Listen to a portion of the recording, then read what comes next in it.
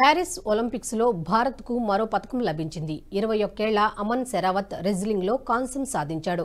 భారత్ కు ఇది 6వ పతకం. కాంస్య పతకం కోసం నిన్న 57 కిలోల విభాగంలో జరిగిన పోరులో 13-5తో పుర్టోరికో రెజ్లర్ ధరియన్ టోయ్ను ఓడించి పతకాన్ని తన మెడలో వేసుకున్నాడు. ఈ పోటీల్లో భారత తరపున పోటీపడిన ఏకైక పురుష రెజ్లర్ అమన్.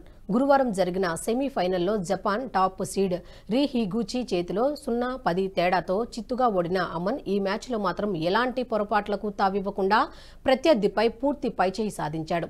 ఆది నుంచి దూకుడు ప్రదర్శించి ధరియన్ను చిత్తు చేసి పతకాన్ని సొంతం చేసుకున్నాడు. ఈ పతకాన్ని అతడు తన దివంగత తల్లిదండ్రులు, దేశ ప్రజలకు అంకితం ఇచ్చాడు.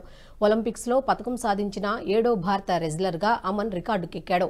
ఒలింపిక్స్ లో వ్యక్తిగత పతకం అందుకున్న అతి పిన్న వయస్కుడిగాను అమన్ రికార్డు సృష్టించాడు.